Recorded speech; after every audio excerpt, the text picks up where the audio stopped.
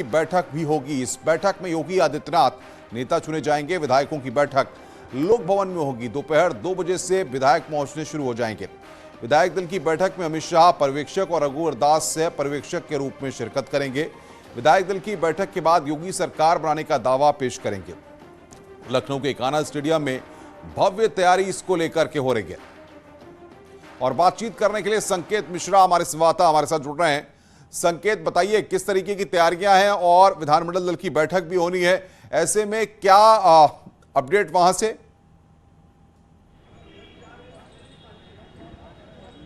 देखिए, विधायक दल की अहम बैठक आज लोक भवन में होगी। 4:30 बजे बैठक आयोजित होगी। दरअसल अमित शाह 4 बजे लखनऊ अब पहुंच रहे हैं। पहले 3 बजे का कार्यक्रम प्रस्तावित था, लेकिन किन्हीं कारणों से अब 4 बजे वो लखनऊ एयरपोर्ट पहुंचेंगे और उसके बाद वो सीधे विधायक दल की बैठक में पहुंचेंगे और वहां पर जो वरिष्ठ विधायक होंगे उन विधायकों की मौजूदगी में वरिष्ठ विधायक प्रस्ताव रखेंगे योगी आदित्यनाथ का विधायक दल का नेता चुनने का। तो उसमें मुख्यमंत्री योगी आदित्यनाथ को विधायक दल का नेता चुना जाएगा और उसके बाद उस प्रस्ताव पर सभी विधायकों के दस्तखत होंगे। इस समय हम भारतीय जनता पार्टी के प्रदेश मुख्यालय में मौजूद हैं।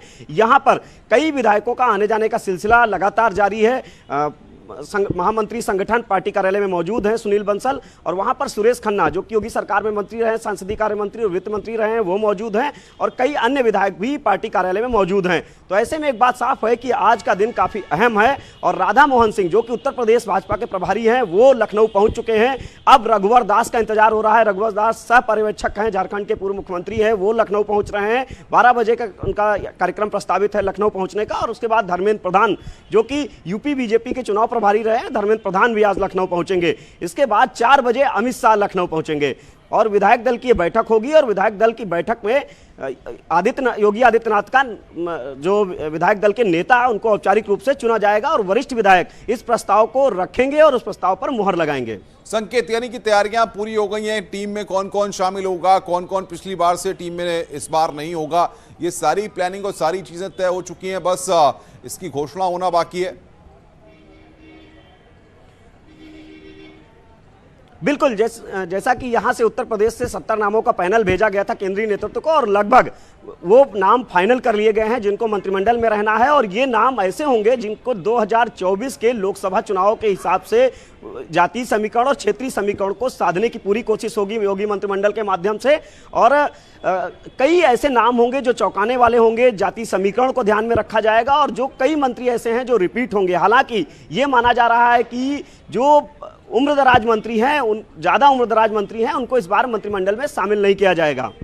संकेत, अगर हम बात करें तैयारियों की तो हम देख रहे हैं कि पूरी राजधानी को, पूरे लखनऊ को होर्डिंग से और तमाम अलग अलग तरीकों से लाइटों से सजाया गया है। क्या लगता है आपको, इस शपथ ग्रहण को भारतीय जनता पार्टी ऐतिहासिक बनाने की कोशिश कर रही है?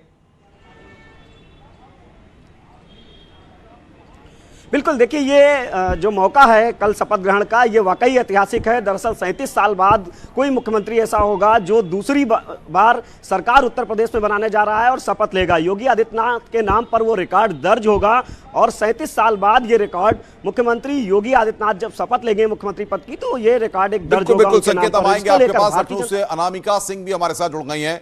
अनामिका, बताइए कान्हा स्टेडियम किस तरीके से तैयार है भव्य शपथ ग्रहण के लिए और कौन कौन से लोग आज वहां पर पहुंच रहे हैं?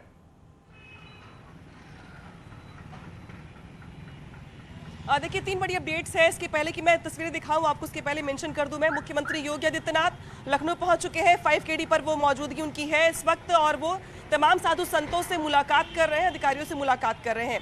दूसरी बड़ी अपडेट ये है कि अब राजभवन में भी हलचल तेज हो गई है, क्योंकि माना यह जा रहा है कि शाम को 4:30 बजे जो बैठक होने वाली लोक भवन में, उसके बाद जो हलचल होगी, जो एक्टिविटी होगी, वो राजभवन में बढ़ जाएगी। लिहाजा राजभवन अपनी ओर से जो कागजी प्रक्रिया होती है शपथ ग्रहण से पहले उसको पूरी कर रहा है, क्योंकि कल शपथ ग्रहण कार्यक्रम होना है। लिहाजा उसके पहले देर शाम को वहां पर हलचल बढ़ जाएगी। तीसरी बड़ी अपडेट यह है कि मुख्यमंत्री आवास पर आज शाम को रात में हाई टी या डिनर के लिए तमाम विधायकों को बुलाया जा सकता है। हालांकि इसकी ऑफिशियल जो अनाउंसमेंट है वो कुछ देर के बाद की जाएगी, लेकिन अभी बताया जा रहा है कि मुख्यमंत्री कुछ लोगों से अनऑफिशियल मुलाकात करेंगे जिसके लिए हाई टी या डिनर रखा जाएगा, खासतौर पे उन विधायकों के लिए जो आज लखनऊ पहुंचे हुए हैं और जो उसमें से कुछ जो कल मंत्री पद की शपथ लेने वाले हैं। चौथी बड़ी अपडेट ये है कि ये देखिए जिसका आप जिक्र कल अनुपम कर रहे थे, मुझे याद है कि आप जिक्र कर रहे थे इसी लाइन का कि हम निकल पड़े हैं प्रण करके नए भारत का नया उत्तर प्रदेश बनाने को। यही वो टैगलाइन है जो आपको शपथ ग्रहण कार्यक्रम में इकाना स्टेडियम में मंच पर दिखाई देगी और यही होर्डिंग्स अब शहर के चौराहे चौराहे पर लगाई जा रही हैं। बड़ा संदेश देने का प्रयास है इसी लाइन के जरिए कि हम निकल पड़े हैं प्रण करके। मुख्यमंत्री योगी आदित्यनाथ कई रिकॉर्ड तोड़ेंगे, इतिहास के पन्नों में दर्ज हो जाएंगे दूसरी बार शपथ ग्रहण करने के साथ ही। लेकिन इसी के साथ 2024 को लेकर के भी प्रयास ये होगा कि बड़े संदेश दिए जाए। हालांकि इस बीच अगर बात की जाए पॉलिटिकल एक्टिविटी की तो अनुप्रिया पटेल देर शाम लखनऊ पहुंचने वाली हैं, लेकिन उनके पति आशीष पटेल और अपना दल के तमाम 12 विधायक वो आज दोपहर 1:30 बजे तक लखनऊ में मौजूद होंगे। दूसरी बात रही संजय निषाद की, तो संजय निषाद के तमाम विधायक ऑलरेडी लखनऊ में ही मौजूद हैं। कुछ बड़े चेहरे जैसे बेबी रानी मौर्य वो 2 दिन पहले से ही लखनऊ में है, उनकी मुख्यमंत्री से मुलाकात हो चुकी है।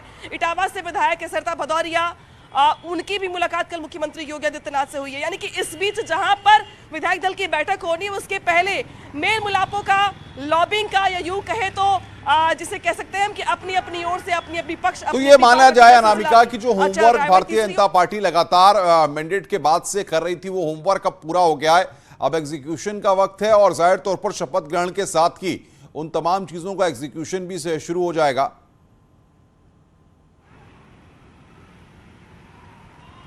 और देखिए 10 मार्च के बाद सिर्फ पार्टी ने होमवर्क ही किया है, क्योंकि 10 मार्च के नतीजे में ये साफ हो गया था कि एक बार फिर से प्रचंड बहुमत के साथ बीजेपी की सरकार बनने वाली है। चेहरे के तौर पर मुख्यमंत्री योगी आदित्यनाथ का नाम सबसे आगे है, ये सभी को पता है। लेकिन इसके बाद जो होमवर्क हुआ वो इसीलिए हुआ कि जो नई सरकार का गठन होगा उसमें जो चेहरे होंगे, जो नई सरकार का प्रारूप होगा वो कैसा होगा, डिप्टी सीएम से लेकर विधानसभा स्पीकर से लेकर के बहुत सारे ऐसे महत्वपूर्ण जिसको लेकर के महत्वपूर्ण पदों को लेकर जो दिल्ली में बैठकें चल रही थी।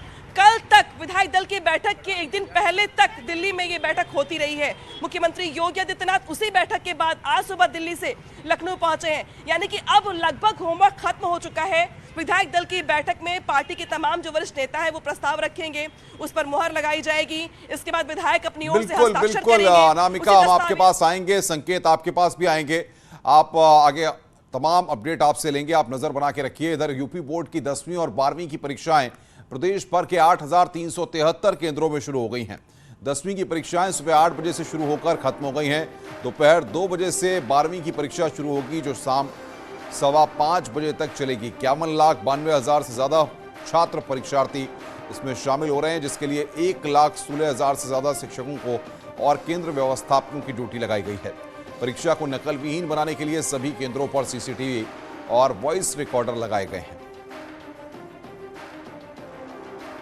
तो पहली पाली की परीक्षा जो है वो खत्म हो गई है। दोपहर 2 बजे से दूसरी पाली की परीक्षा जो है वो शुरू होगी। 51,92,689 छात्र जो है वो इस बार परीक्षा दे रहे हैं।